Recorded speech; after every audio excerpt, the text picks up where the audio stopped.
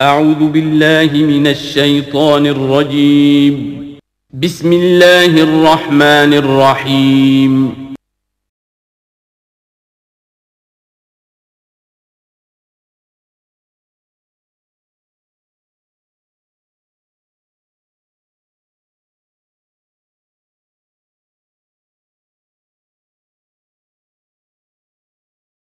الحمد لله وحده والصلاة والسلام على من لا نبي بعده. اعوذ باللہ من الشیطان الرجیم. بسم اللہ الرحمن الرحیم. یا ایھا الذین آمنوا، یہاں آگے کچھ احکام دیے جا رہے ہیں. سب سے پہلا حکم کیا ہے؟ دوسرے پارے میں ہم پڑھ چکے ہیں کہ شراب میں نفع بھی ہے مگر نقصان بہت ہے. تو اس صورت میں مزید شراب کے کچھ احکام. یا ایھا الذین آمنوا، اے وہ لوگو جو ایمان لائے ہو، لا تقربوا الصلاۃ، لا تقربوا، مت قریب جاؤ، الصلاۃ، نماز کے قریب بھی مت لگو. کب؟ وانتم سکارا، اس حال میں کہ تم نشے میں ہوں. نشے میں ہیں، شراب پی کر کے نماز پڑھو گے، کیا معلوم کیا نکل جائے زبان سے. صحابہ کرام میں بھی جب تک شراب حرام نہیں ہوئی تھی تو ایک واقعہ پیش آیا. ایک صاحب نے دعوت کی، دعوت کے بعد شراب کا دور بھی چلا، مغرب کی نماز کا وقت ہو گیا، نماز پڑھائی گئی. تو جنہوں نے نماز پڑھائی وہ قل یا ایھا الکافرون میں جو پڑھنا تھا اس کے سوا زبان سے کچھ نکل گیا. حتی تعلموا، یہاں تک کہ تم جان لو، ما تقولون، جو تم کہہ رہے ہو. شراب پی کر نماز نہ پڑھو یہاں تک کہ نشہ اتر جائے اور پتہ چلے زبان سے کیا نکل رہا ہے. یہ شروع کی بات تھی. پھر جب شراب حرام ہو گئی تو پھر حرام ہو گئی ہر حالت میں. ولا جنوباً، اور مت قریب جاؤ تم نماز کے اس حال میں کہ تم جنوبی ہو. جنوبی کے مطلب وہ حالت جس میں آدمی پر غسل واجب ہو جاتا ہے. ماہواری کے بعد مستورات کے اوپر غسل واجب، پیدائش کے بعد ان پر غسل واجب، اسی طرح مردوں پر جو غسل واجب ہو جاتا ہے. ولا جنوباً، اور مت جاؤ نماز کے قریب اس حال میں کہ تم جنوبی ہو.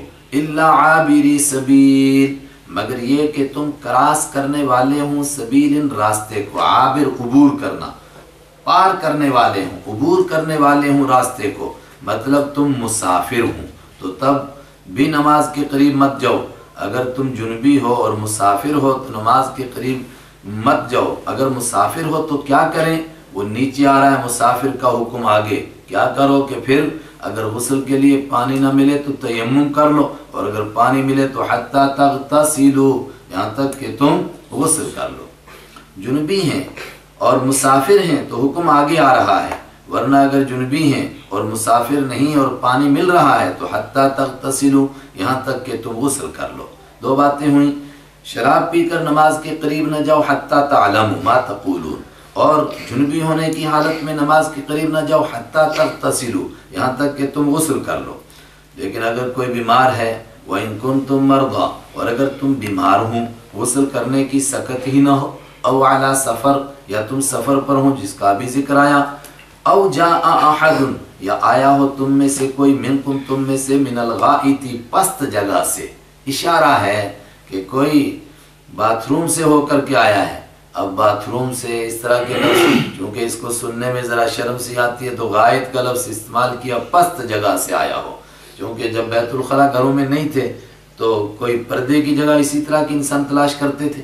او لامستم النساء، یا یہ او یا لامستم، تم نے چھوا ہو، النساء، عورتوں کو. یہ بھی اشارہ ہو گیا کہ میاں بیوی کی ملاقات ہوئی ہو، غسل واجب ہو گیا ہو. فلم تجدوا ماء، پھر تم نہ پاؤ پانی کو، غسل کرنا چاہیے تھا. اور جب پست جگہ سے آئے یعنی وضو ٹوٹ جائے تو وضو کرنا چاہیے تھا. لیکن اگر آدمی پانی نہیں پا رہا ہے یا پانی پا رہا ہے مگر بیماری کی وجہ سے پانی کو استعمال نہیں کر پا رہا ہے، یا استعمال تو کر سکتا ہے لیکن اتنا اپاہج ہے کہ خود کوئی کر نہیں سکتا اور کوئی دوسرا وضو کرانے والا نہیں، تو ایسے وقت میں کیا کریں؟ غسل کی جگہ بھی اور وضو کی جگہ بھی فتیمموا، تو تم تیمم کر لو. کیسے تیمم کریں؟ سعیداً، سطح ارض، زمین کا چہرہ، اس کو سعید کہتے ہیں. اس کا آسان ترجمہ مٹی کر لیتے ہیں. سعیداً طیباً، پاک مٹی سے تیمم کر لو. پاک مٹی سے کیسے تیمم کریں؟ فامسحوا بوجوہکم، تو مسح کرو تم اس پاک مٹی کے ذریعے سے اپنے چہروں کا، وایدیکم، اور اپنے ہاتھوں کا، اور ابو داود شریف میں حضرت رحمت عالم صلی اللہ علیہ وسلم نے تیمم کر کے بتایا کیا کیا، ایک مرتبہ دونوں ہاتھ پاک مٹی پر مارے، ان کو جھاڑ دیا، اس کے بعد پورے چہرے پر پھیر دیا، اور دوسری مرتبہ مارے، پھر ان کو جھاڑ دیا، اور پہلے دائیں ہاتھ پر کوہنی تک اور پھر بائیں ہاتھ پر کوہنی تک پورے ہاتھ پر پھیر دیا۔ فَامْسَحُوا بِوُجُوهِكُمْ وَأَيْدِيكُمْ، تو مسح کرو تم اپنے چہروں کا، وَأَيْدِيكُمْ، اور اپنے ہاتھوں کا، إِنَّ اللَّهَ كَانَ عَفُوًّا، بے شک اللہ بہت معاف کرنے والا ہے، جو خطائیں ہوئیں، لغزشیں ہوئیں، سب کو اللہ معاف کرے گا، غفوراً، اور اللہ بخشنے والا ہے، معاف کر دیا، بخش دیا اللہ نے۔ اور یہ آسان احکام دیے کہ پانی ملے تو غسل کرو، وضو کرو، اور نہ پانی ملے تو تیمم سے ہی کام چلاؤ۔ أَلَمْ تَرَ إِلَى الَّذِينَ أُوتُوا نَصِيبًا مِنَ الْكِتَابِ، آگے یہودیوں کا تذکرہ ہو رہا ہے۔ سوال یہ ہے کہ یہاں یہودیوں کا کیا جوڑ ہے؟ بڑا اہم جوڑ ہے۔ یہ کچھ احکام دیے گئے اوپر ایمان والوں کو، میاں بیوی کے حقوق بتائے گئے، وراثت کے احکام بتائے گئے، اور یہاں پر پاکی کے احکام بتائے گئے۔ یہی احکام یہودیوں کو دیے گئے تھے، مگر انہوں نے اللہ کے دین کو پس پشت ڈال دیا، دھجیاں اڑا دی دین کی۔ فرمایا جا رہا ہے ایمان والوں کو کہیں تم ویسا نہیں ہو جانا۔ اور یہ کیوں فرمایا جا رہا ہے؟ اس لیے کہ خود وہ چاہتے ہیں یہودی کہ تم کو اپنے جیسا بنائیں۔ أَلَمْ تَرَ، اے قرآن پڑھنے والے، کیا تو نے دیکھا نہیں، غور نہیں کیا، إِلَى الَّذِينَ، ان لوگوں کی طرف، أُوتُوا نَصِيبًا، جن کو ایک حصہ دیا گیا تھا، من الکتابی، کتاب میں سے، تورات اور انجیل میں سے۔ ایک حصے کا مطلب میں نے پیچھے بتایا تیسرے پارے میں، الفاظ تو لیے انہوں نے لیکن اس کے معانی نہیں لیے، یا یہ ہے کہ پڑھا تو صحیح مگر عمل کرنے کا ارادہ نہیں کیا۔ یشترون، اور بعض نے یوں بھی کہا ایک حصہ دیا گیا تھا، چونکہ ایک حصہ وہ تھا جس میں اللہ کے نبی صلی اللہ علیہ وسلم کا تعارف تھا، اس حصے کو انہوں نے نہیں لیا۔ یشترون، وہ خریدتے ہیں، الضلالۃ، گمراہی کو، آج وہ دین کو چھوڑ رہے ہیں، کہیں تم ویسا نہیں ہو جانا۔ کیوں؟ وَيُرِيدُونَ، اور وہ چاہتے ہیں یہودی اور عیسائی، ان تضلوا، کہ وہ پھسل جاؤ تم، السبیل، راستے سے، ان کی یہی کوششیں، یہی تگ و دو ہے۔ اور اللہ نے تم کو یہ تمہارے دشمن بتائے، راز بتایا تمہیں یہودی اور عیسائی، کیوں؟ واللہ اعلم، اور اللہ خوب جانتا ہے، بِأَعْدَائِكُمْ، تمہارے دشمنوں کو، اس لیے اس نے ان کا تعارف کرا دیا، ان کی پہچان کروا دی۔ وَكَفَى بِاللَّهِ وَلِيًّا، لیکن تم اپنے دشمنوں کو پہچانو، ڈرنے کی ضرورت نہیں۔ کفا باللہ، کافی ہے اللہ، ولیًا، کام بنانے کے اعتبار سے، وکفا باللہ، اور کافی ہے اللہ، نصیراً، مدد کے اعتبار سے۔ بڑی زبردست آیت ہے۔ صحابہ کرام اس آیت کے لیے بھی فرماتے تھے اس سے ہم کو بڑی محبت ہے، اور اس آیت کے کچھ خواص بھی ہیں کہ سخت پریشانی میں اور ڈر کے عالم میں آدمی اس کا کثرت سے ورد کرتا رہے، اللہ تعالیٰ اس کی حفاظت کرتا ہے۔ من الذین ہادوا یحرفون الکلم، کیوں یہودیوں کا تذکرہ آیا تھا، اب بتایا جا رہا ہے۔ یہودیوں نے اپنے مرضی کے احکام لے لیے، یعنی آسان حکم جو ان کی طبیعت کے مطابق تھے وہ لیے، اور جو ان کی طبیعت کے خلاف تھے ان کو انہوں نے چھوڑ دیا، اور چھوڑا ہی نہیں، بہت سارے احکام بدل کر کے ان کی جگہ اپنی طرف سے لکھ دیا۔ اے ایمان والو، تم ہوشیار رہو، کہیں ایسی غلطیاں تم سے نہ ہو جائیں اور یہودی تم سے یہ کام نہ کرائیں۔ من الذین ہادوا، ان لوگوں سے جو یہودی ہوئے تھے، ان لوگوں میں سے کچھ ایسے لوگ ہیں، یحرفون، جو بدل دیتے ہیں، الکلمہ، بات کو، کلمات کو، اللہ کے کلام کو، عن مواضعہ، اس کی جگہوں سے بدلنے کا یہ مطلب بھی کہ اپنی مرضی کا معنی کر دیتے ہیں۔ جگہ سے بدلنے کا مطلب یہ کہ پوری عبارت بدل کر کے اپنی طرف سے وہاں اپنی مرضی کا مسئلہ لکھ دیتے ہیں۔ وَيَقُولُونَ، اور پہلے کیا کرتے تھے اور اپنے دین کے بارے میں کیا کیا کرتے رہے، ابھی دیکھ لو، حضور کی صفات کو مٹاتے ہیں، وہاں دوسری باتیں لکھتے ہیں، اور حضور کی مجلس میں آ کر کیا کرتے ہیں اس کا دیکھو۔ وَيَقُولُونَ، اور وہ کہتے ہیں، سَمِعْنَا وَعَصَيْنَا، ایک ہی لفظ بولتے ہیں، یہ 2-3 لفظ آ رہے ہیں، زبان سے کچھ بولتے ہیں، اندر کچھ اور مراد لیتے ہیں۔ کیا بولتے تھے؟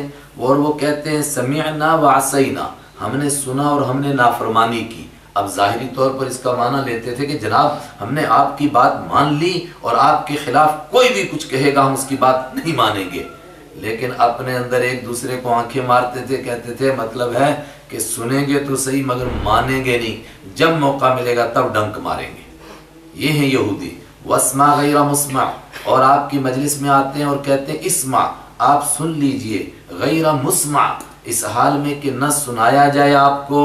क्या मतलब? ज़ाहिरी तौर पर ये माना मुराद लेते थे आप हमारी गुजारिश सुन लीजिए, अल्लाह करे कभी आपको ऐसी बात न सुनाई जाए जो आपकी तबीयत के खिलाफ हो। लेकिन दिल में क्या कहते थे कि सुन लीजिए, खुदा करे कि तुझे कभी अच्छी बात सुनने को नसीब ही ना हो। अल्लाह अकबर, कैसे दिल के काले, सीधी बात के उल्टे माना निकालते थे। राइना, और जब आपकी मजलिस में आते हैं तो राइना कहते हैं। ये पहले पारे में गुजर चुका कि उनकी ज़बान में ये गाली का लफ्ज़ था, लेकिन ज़ाहिरी तौर पर अरबी में इसका माना क्या था कि आप हमारे साथ रियायत फरमाइए, आप तवज्जो फरमाइए। और वो कहते भी कैसे थे? लय्यम बि अलसिनतिहिम, अपनी ज़बानों को टेढ़ा करके, यानी राई खींच के कहते थे। अब अगर ज़्यादा खींच देंगे तो पता चल जाएगा सामने वाले को, थोड़ा सा खींच राइना, तो जिससे वो अपना मतलब भी निकालते थे और किसी को शुबा भी नहीं होता था। उनका मतलब क्या होता है? जब खींचेंगे राई तो नौज बिल्ला माना बनेगा वो हमारे गडरिए, वो हमारे चरवाहे। कैसे बदबातिल लोग थे। वह तानन फिद्दीन, और ये सब बातें करते हैं दीन में ताना देते हुए। ताना का मतलब ये कहते थे अगर ये सच्चे नबी हैं, हमने इनको कैसी कैसी बातें कही, इनको क्यों नहीं समझ में आई, और अगर ये सच्चे नबी हैं फिर हम पर अजाब क्यों नहीं आया, इसका मतलब ये दीन ठीक नहीं है।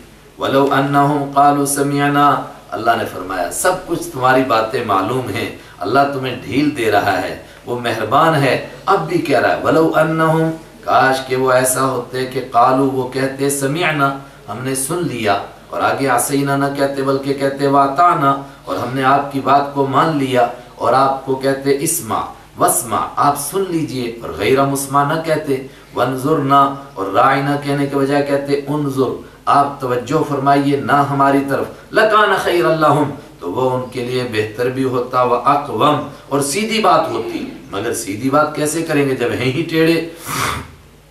बनेगी बात कैसे कि हो तुम टेढ़े और यार टेढ़े हैं, सब तुम्हारे कार टेढ़े। किसी उर्दू शायर ने कहा वलाकिन, लेकिन लानहुमुल्लाह, अल्लाह ने इन पर लानत कर रखी है। उस लानत का नतीजा है कि इनको ये टेढ़ी बातें समझ में आती हैं। क्यों लानत की? बिकुफ्रिहिम, इनके कुफ्र की वजह से। फला युमिनूना, तो नहीं ईमान लाएंगे, इल्ला कलीला, मगर थोड़े से।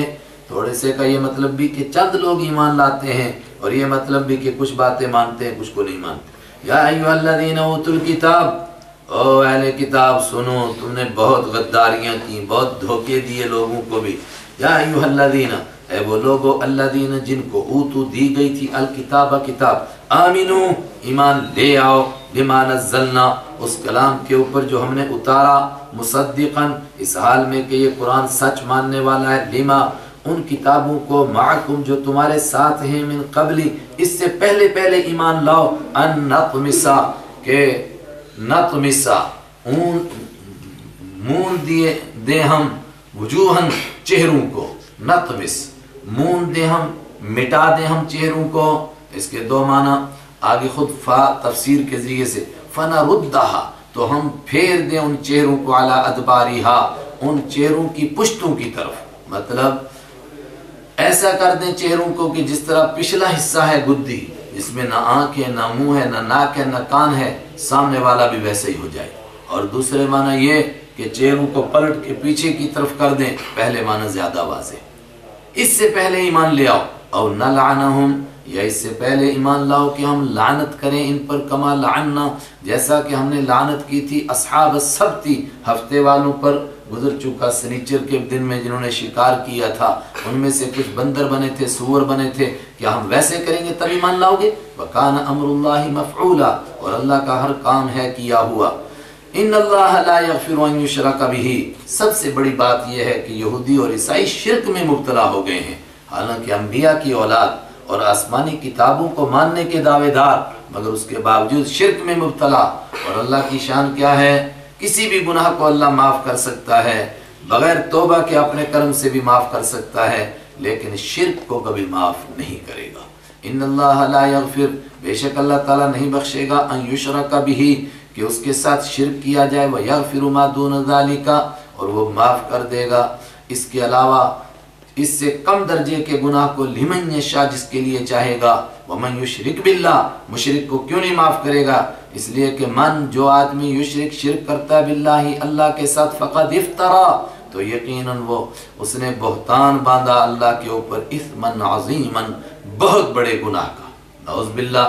اس نے یہ کہا کہ اللہ کا بیٹا ہے، کس قدر گندی بات کہی اس نے اللہ کے لیے، اور کتنے بڑے گناہ کا بوجھ اٹھایا اس نے، فقد افطرا تو اس نے افطرا کیا، بہتان لگایا اور بہت بڑا بوجھ اٹھا لیا بہت بڑے گناہ کا۔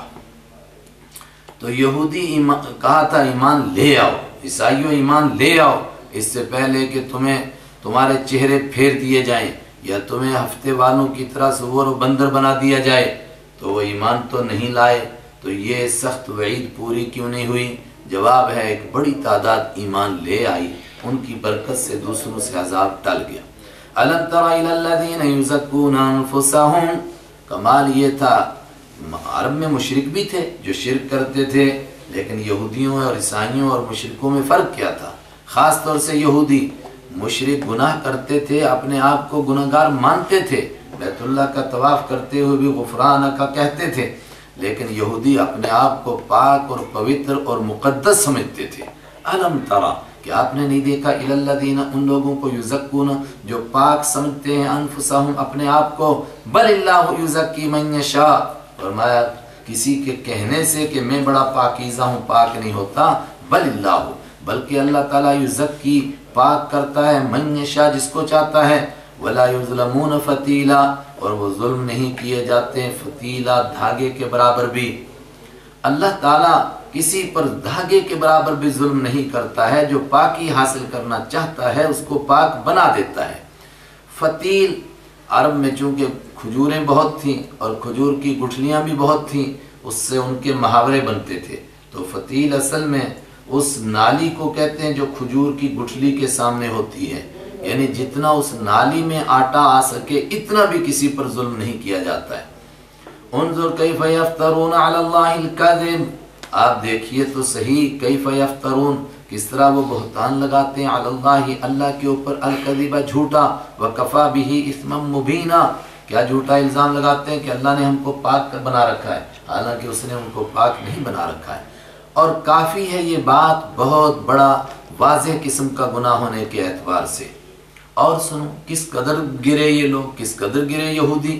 الم تر الی الذین اوتوا نصیبا من الکتاب، کہ آپ نے نہیں دیکھا ان لوگوں کی طرف، اوتوا نصیبا، جن کو ایک حصہ دیا گیا تھا، من الکتاب، کتاب میں سے، جن کو تورات کا ایک حصہ ملا، یؤمنون بالجبت، وہ ایمان لاتے ہیں جبت کے اوپر بھی، والطاغوت، اور طاغوت پر بھی۔ یہ جبت اور طاغوت کیا ہے؟ کہتے ہیں جبت مکہ والوں کا ایک بت تھا، اور طاغوت کس کو کہتے ہیں؟ طاغوت بھی ان کا ایک بت تھا، اور اس طرح طاغوت ہر اس سرکش اور ہر اس مخلوق کو کہتے ہیں جس کو اللہ کے مقابلے میں پوجا جائے، کل ما عبدا، ہر وہ چیز جس کی پوجا کی جائے، فہو طاغوت، وہ طاغوت ہوتا ہے۔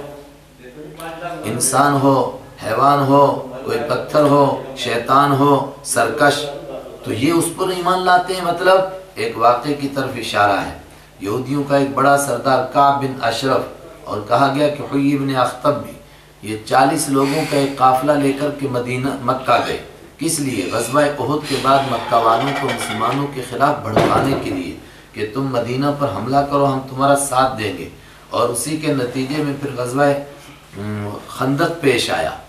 جب یہ مکہ گئے اور اپنی ہمدردی جتائی تو ابو سفیان نے ان سے کہا کہ یار ہمیں تمہاری باتوں پر یقین نہیں، کیونکہ تم بڑے دھوکے باز قسم کے لوگ ہو اور پہلے سے بدنام ہو، بد سے بدنام برا، یہ ہمارے 2 بت ہیں، اگر تم ان کو چاٹ دو، ان کو سجدہ کر دو تو ہم مان لیں گے کہ تم سچ بول رہے ہو۔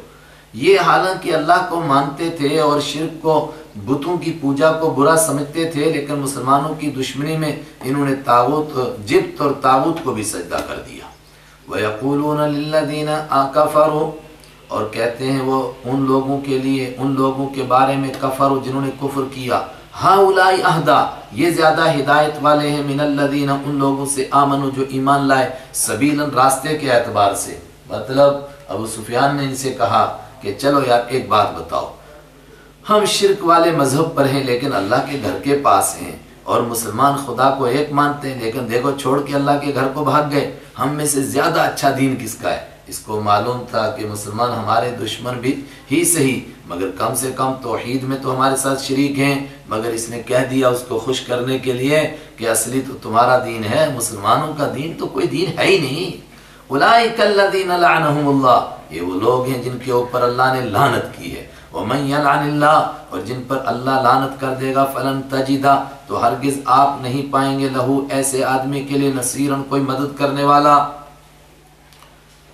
ان کو مسلمانوں سے صرف اس وجہ سے ضد تھی کہ اللہ تعالیٰ نے نبوت کو اور نبوت کے صدقے میں اس کی برکت سے جو حکومت ملنے والی ہے، یہ ہمارے چچیرے بھائیوں کو، بنو اسماعیل کو کیوں دی؟ اللہ کسی کو حکومت دے دیتا ہے، کسی کو بادشاہی دے دیتا ہے۔ تو اگلی آیت کا مضمون سمجھنے سے پہلے اللہ نے کہا کہ اچھا تو تم ٹھیکیدار ہو، اس کا مطلب کہ جس کو تم چاہو اس کو ملے اور جس کو تم نہ چاہو اس کو نہ ملے، گویا بادشاہی تم کو مل جائے، اللہ کا نظام جو اللہ نے اپنے ہاتھ میں رکھا وہ تم کو مل جائے۔ اگر تم کو بادشاہی مل جائے تو تم ایسے کنجوس مکھی چوس ہو کہ کسی کو ایک دانہ بھی نہیں دو گے، پوری مخلوق کو بھوکا مارو گے۔ ام لہم نصیب من الملک، یا ان کے لیے حصہ ہے من الملک کی بادشاہی میں؟ نہیں ہے۔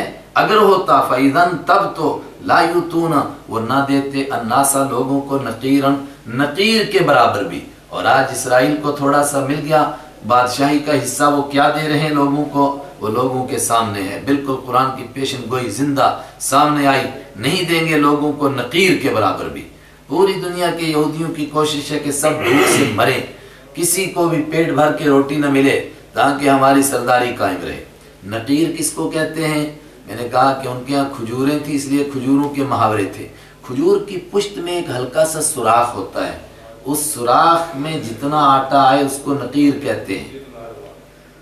کہا یہ تو پھر اتنا بھی کسی کو نہ دیتے جتنا کھجور کی پشت میں ذرا سا سوراخ ہے، اس شگاف کے برابر بھی کسی کو نہ دیتے، یہ اس کو کہتے ہیں نقیر۔ اور جو کھجور کے اوپر ہلکی سی جھلی ہوتی ہے نا، سفید سی، جب کھجور سوکھتی ہے تو اترتی ہے، اس کو کہتے ہیں قطمیر، وہ بھی آگے آ رہا ہے۔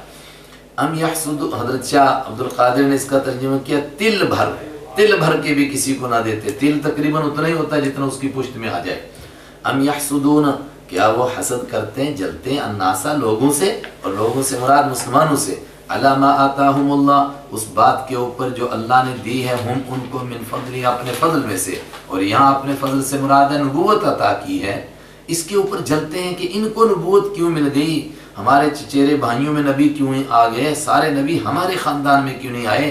فقد آتینا، فرمایا یہ کون سی نئی بات ہے، اس سے پہلے ہم نے آل ابراہیم میں کتاب اور حکمت دی تھی، تمہارے خاندان میں آئی، اب اللہ نے چاہا ان کو مل گئی۔ فقد آتینا، تو یقیناً دی ہم نے آل ابراہیم، ابراہیم علیہ السلام کی آل کو، الکتاب، کتاب بھی، والحکمت، اور حکمت بھی، وآتیناہم، اور ہم نے ان کو دیا ملکن عظیما، بہت بڑی بادشاہی۔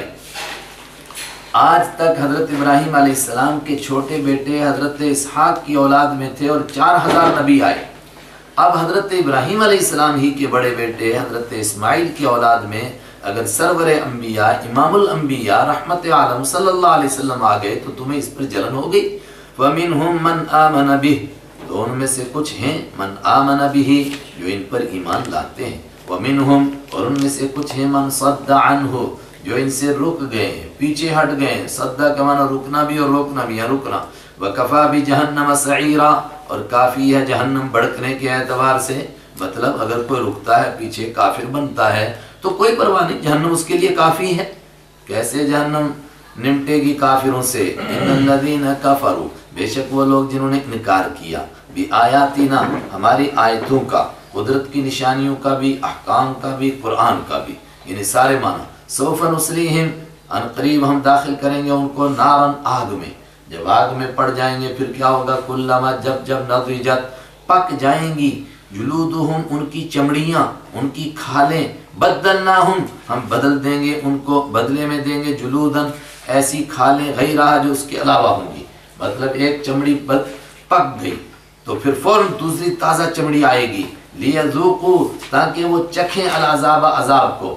آج کی نئی ڈاکٹری کی تحقیق یہ ہے کہ جو انسان کو تکلیف کا احساس ہوتا ہے وہ چمڑی کو ہی ہوتا ہے، گوشت کو نہیں ہوتا ہے۔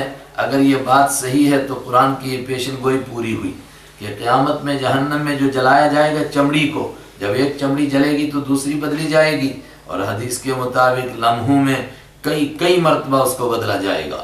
ان اللہ کان عزیزا، ایسا کیوں ہوگا؟ بے شک اللہ تعالیٰ غالب ہے، جو کرنا چاہے کرتا ہے، حکیماً، اور جو کرتا ہے وہ حکمت کے مطابق کرتا ہے۔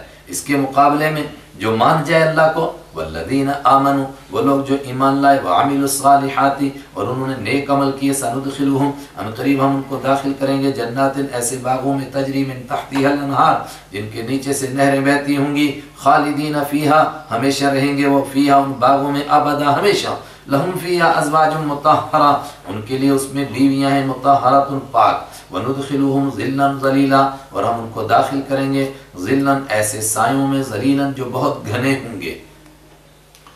عرب میں سایہ بہت پسند کیا جاتا ہے، جنت کی نعمتوں کا تذکرہ ہے، اس لیے سائے کا تذکرہ آتا ہے۔ ٹھنڈے علاقے میں سایہ چونکہ آدمیوں کے لیے زحمت ہوتی ہے اور تلاش میں رہتے ہیں دھوپ ملنے کے لیے، تو ان کے لیے دھوپ کی نعمت ہوگی وہاں۔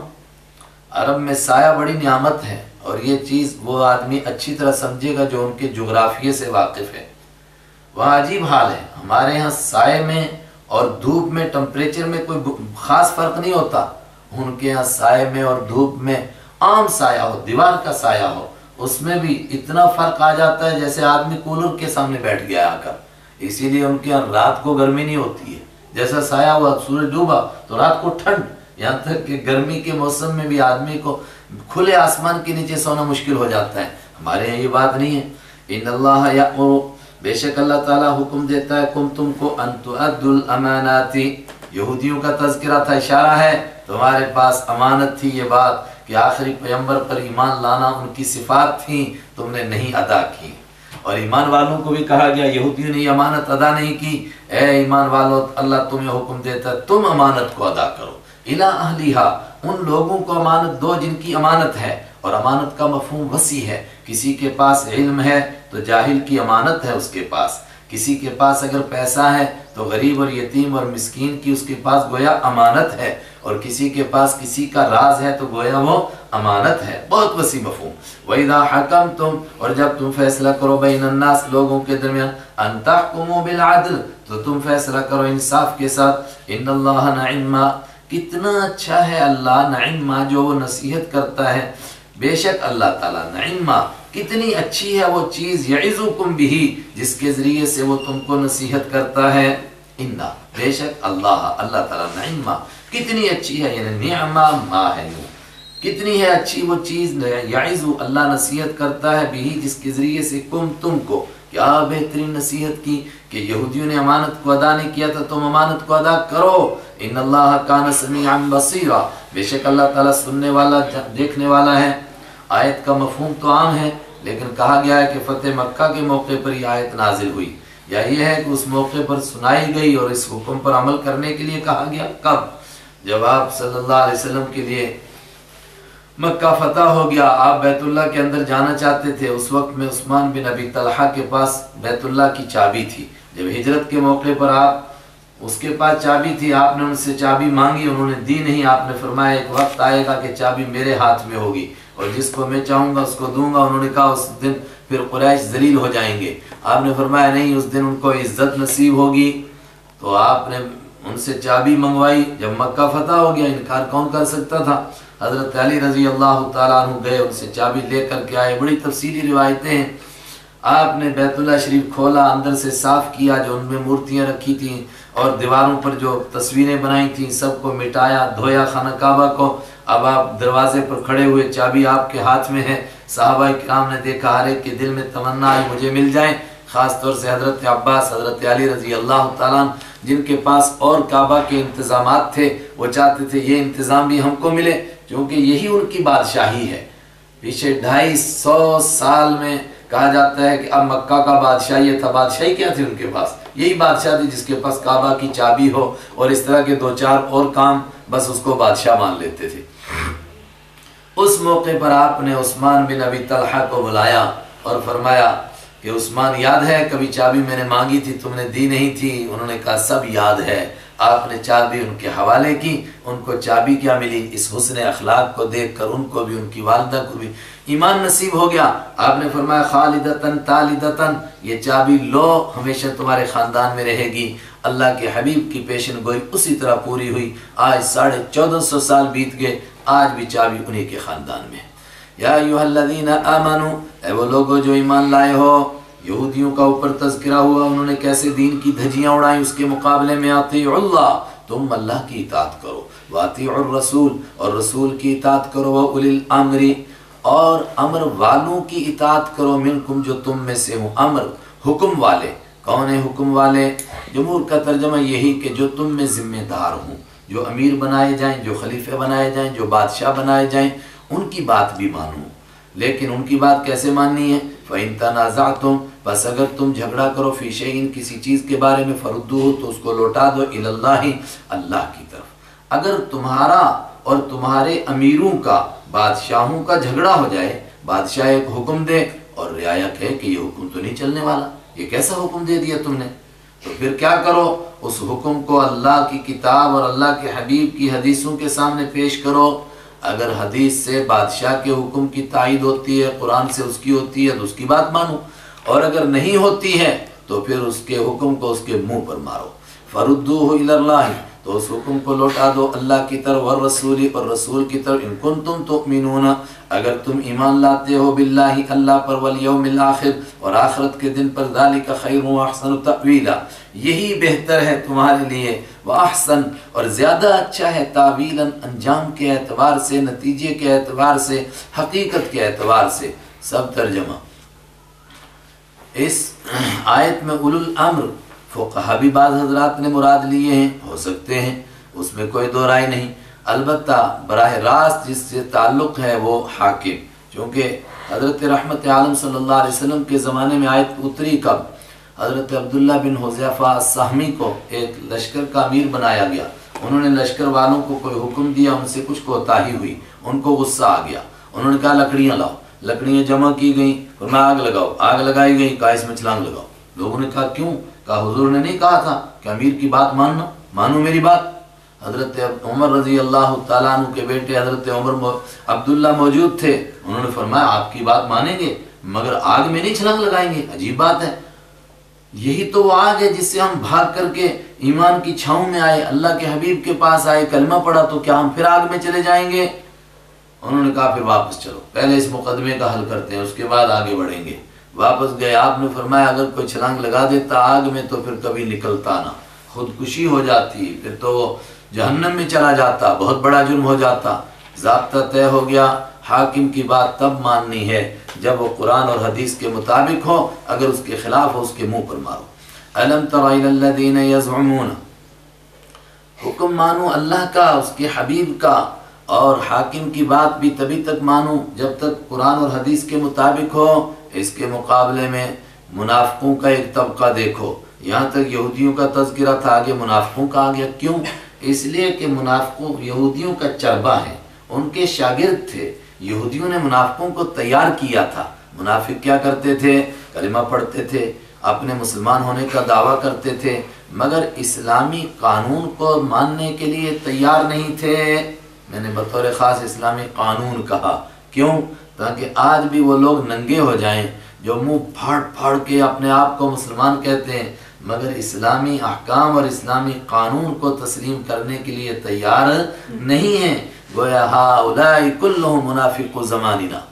الم تر الی الذین یزعمون، کیا تو نہیں دیکھتا ہے قرآن پڑھنے والے، الی الذین، ان لوگوں کی طرف، یزعمون، جو گمان کرتے، انہم آمنوا، دعویٰ کرتے ہیں کہ وہ ایمان لا چکے ہیں، بما، اس چیز پر، انزل، جو نازل کی گئی، الیک، اے اللہ کے حبیب صلی اللہ علیہ وسلم، آپ کی جانب، وما انزل، اور جو چیز اتاری گئی، من قبلی، کا آپ سے پہلے۔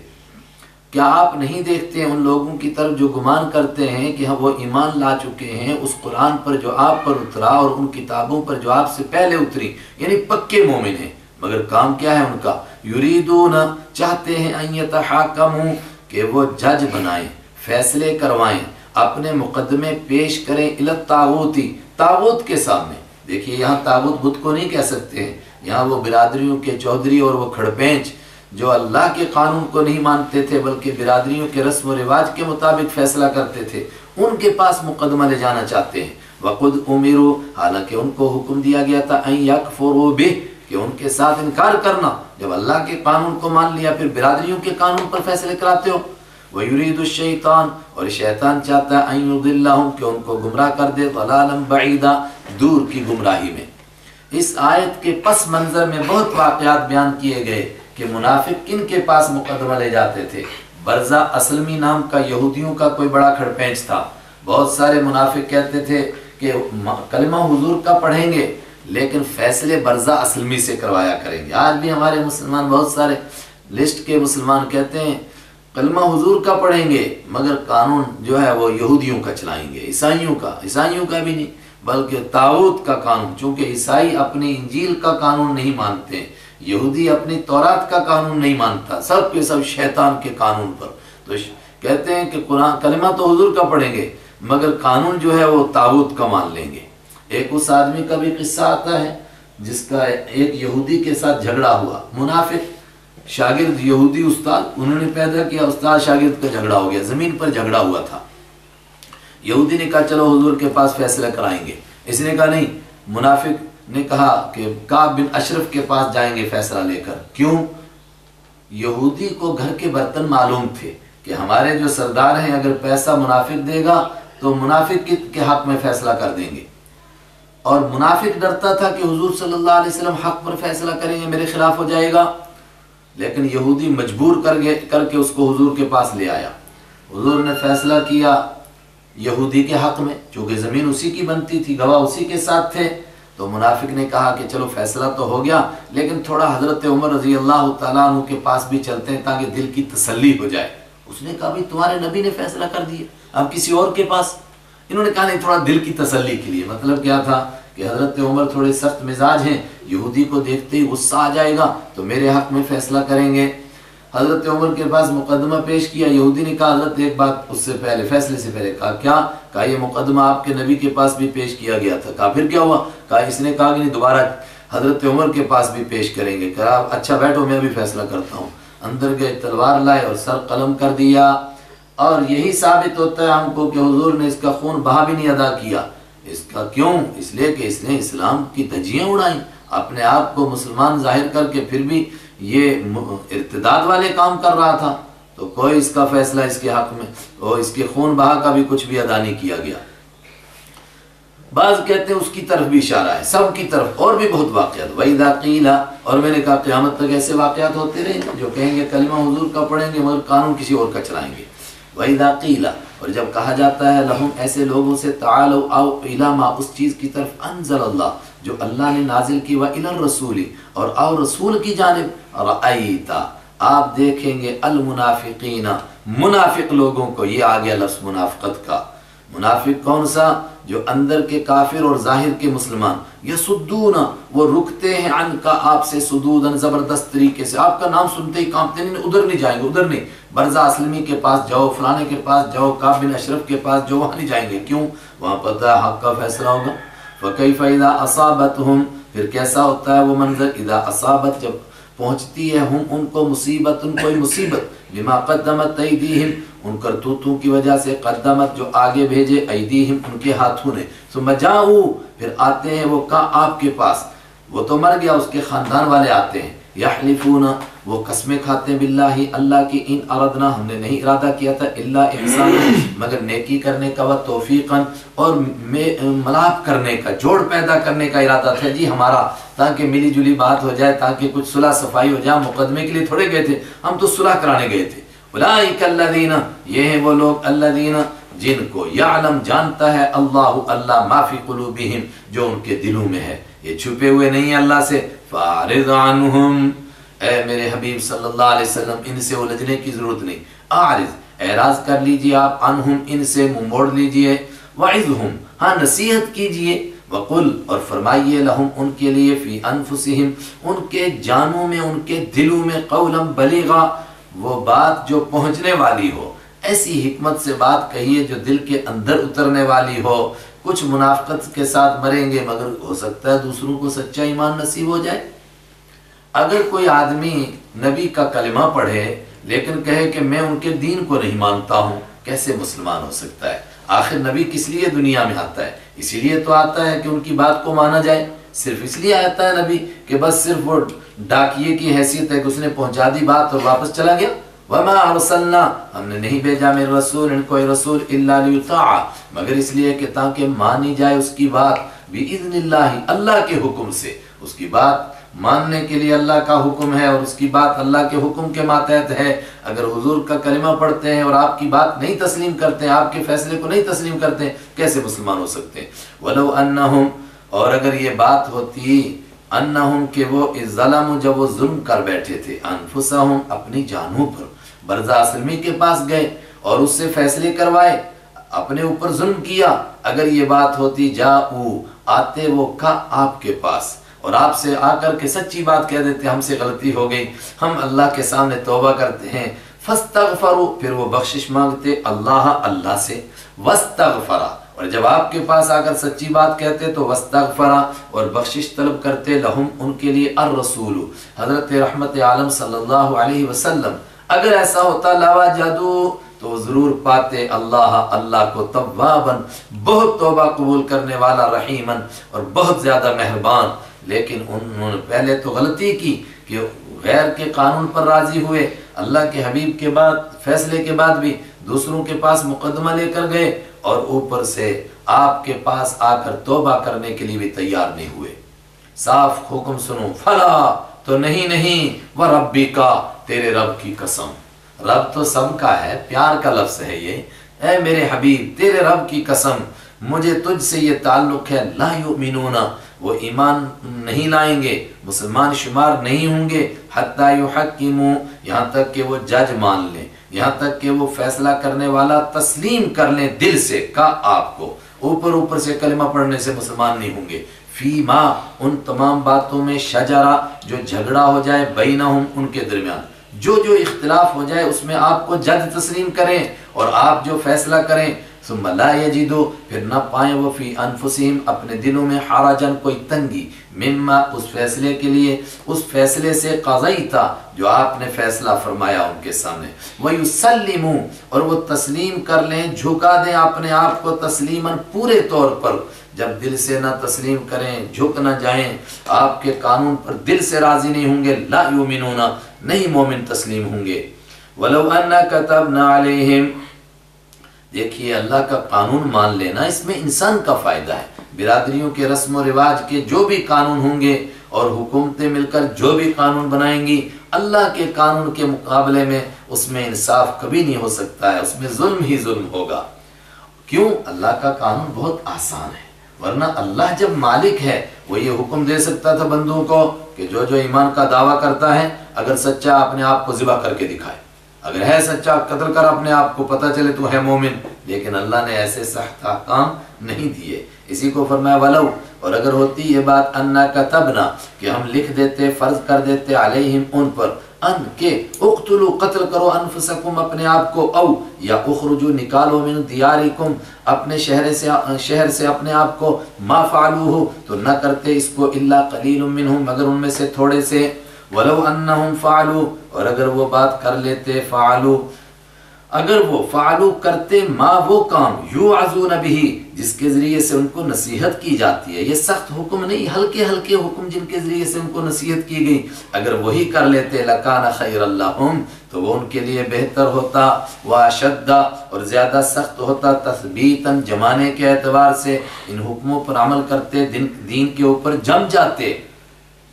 اور بعض نے کہا کہ روح سخن یہودیوں کی طرف بھی ہے، اے یہودیوں، تمہیں پچھلے دور میں وہ احکام بھی ملے تھے جب تم کو اپنی جانوں کو قتل کرنا پڑا تھا، ہم نے اس دین میں یہ حکم تم کو نہیں دیے، کتنے ہلکے ہلکے احکام دیے۔ وَإِذًا، مثلا یہی قتل کا مسئلہ دیکھ لو کہ فوجداری نہیں بنایا، دیوانی بنایا، آپس میں مل کر مسئلہ حل کر لو، کچھ جرمانہ دے دو، آگے آ رہا ہے۔ وَإِذًا، اور تب تو لَآتَيْنَاهُمْ، تب تو مطلب اگر یہ ہماری نصیحت مان لیتے، تب تو، کہ میں کل بتا چکا، اذن کے معنی ہر جگہ تب تو، لآتینا، لا کے معنی ضرور، آتینا، ہم دیتے، ہم ان کو، من لدنا، اپنی طرف سے، اجرا عظیما، بہت بڑا اجر، ولہدیناہم، اور ضرور بے ضرور ہم ان کو چلاتے، صراطا مستقیما، سیدھے راستے پر، جب انسان اللہ کے قانون کو مانے گا، اس کے حکموں پر عمل کرے گا، اللہ اس کو سیدھے راستے پر چلائے گا، صراط مستقیم پر چلائے گا، یہ اس کی طرف سے انعام ملے گا۔ صراط مستقیم پر چلے گا تو جنت میں جائے گا، اور جب جنت میں پہنچے گا تو کہاں رہے گا؟ اگر آدمی کو سب نعمتیں حاصل ہوں مگر اس کے دوست احباب اس کے ساتھ نہ ہوں تو مزہ کرکرا ہو جاتا ہے، زندگی اجیرن ہو جاتی ہے۔ ایمان والا جنت میں جائے گا تو کہاں رہے گا؟ فرمایا انہی کے ساتھ رہے گا جن کی بات مانتا تھا دنیا میں، اپنے دوستوں کے ساتھ رہے گا۔ اور ایمان والے کو سب سے محبوب کون ہے؟ اللہ کے نبی، اللہ کے حبیب، ان کے ساتھ رہے گا، اور صدیقین کے ساتھ رہے گا، شہداء کے ساتھ رہے گا، صالحین کے ساتھ رہے گا۔ اور حدیث میں واقعات بھی آئے، ایمان والوں کو جب کہا گیا کہ ایمان کی بنیاد پر تم کو جنت ملے گی تو ایک صحابی حاضر ہوئے کہ ٹھیک ہے میں جنت میں چلا جاؤں گا، مگر آپ تو آسمانوں پر اور میں تو پاتال میں، آپ کے مرتبے میں اور میرے میں کتنا فرق ہے۔ تو ایسے وقت میں اگر جنت مل بھی گئی مگر آپ کی زیارت نصیب نہ ہوئی، دنیا میں تو میں چند لمحے نہیں گزار سکتا ہوں آپ کی زیارت کے بغیر، تو اس جنت میں مجھے کیا فائدہ ہوگا، کیا مزہ آئے گا اس جنت میں؟ اسی کے اوپر فرمایا وَمَن يُطِعِ اللَّهَ، اور جو کوئی اطاعت کرے گا اللہ کی، وَالرَّسُولَ، اور اس کے رسول صلی اللہ علیہ وسلم کی، فَأُولَٰئِکَ، تو یہی تو وہ لوگ ہیں، مَعَ الَّذِينَ، جو ہوں گے ان لوگوں کے ساتھ، الَّذِينَ أَنْعَمَ اللَّهُ، جن پر انعام کیا اللہ نے، علیہم، جن پر، ان لوگوں کے ساتھ ہوں گے۔ کون ہے وہ؟ سورہ فاتحہ کے آخر میں بتایا تھا، ان کے راستے پر ہمیں چلا، من النبیین، یعنی انبیاء کرام، تمام نبی، حضرت رحمت عالم صلی اللہ علیہ وسلم بھی انہیں میں، والصدیقین، اور صدیقین کے ساتھ ہوں گے، والشہداء، اور شہداء کے ساتھ ہوں گے، والصالحین، اور نیکوں کے ساتھ ہوں گے۔ اور یہ مراتب ہے نیکوں کے، سب سے اونچا مرتبہ نبیوں کا۔ نبی کس کو؟ جن کے اوپر اللہ کا دین اترتا ہے۔ صدیق کس کو کہتے ہیں؟ جو تن من دھن سب کچھ اس دین پر قربان کر دیتے ہیں اور تن و جان، دل و جان سے اس کو قبول کرتے ہیں، جیسا کہ حضرت ابوبکر صدیق اور ان کے بعد درجہ بدرجہ سارے صحابہ۔ والشہداء، اور شہید کس کو کہتے ہیں؟ جو اس دین کے لیے اپنی جان پیش کر دیتا ہے۔ والصالحین، صالح کس کو کہتے ہیں؟ جو جان بھی نہیں پیش کرتا اور سب کچھ قربان بھی نہیں کرتا مگر ان کے حکموں پر عمل کر کے دکھاتا ہے، یعنی ان سے کم درجے میں۔ وحسنا، اور کتنے اچھے ہیں، اولئک، یہ لوگ، رفیقاً، ساتھی ہونے کے اعتبار سے کیا مزہ آ گیا، ساتھی مل جائیں، چاہے وہاں کھانے کی چیزیں کم ہی ہوں تب بھی آدمی کی زندگی مزے میں رہے۔ ذالک الفضل، یہ اللہ کی یہ فضل ہے، یہ مہربانی ہے، من اللہ، اللہ کی جانب سے یہ سب کچھ مل جانا اللہ کا کرم ہے۔ وکفا باللہ علیما، تو اللہ خوب جانتا ہے، کافی ہے اللہ علم کے اعتبار سے، مطلب جانتا ہے اللہ کہ کس کو کون سا درجہ ملے گا۔ صدق اللہ مولانا العظیم۔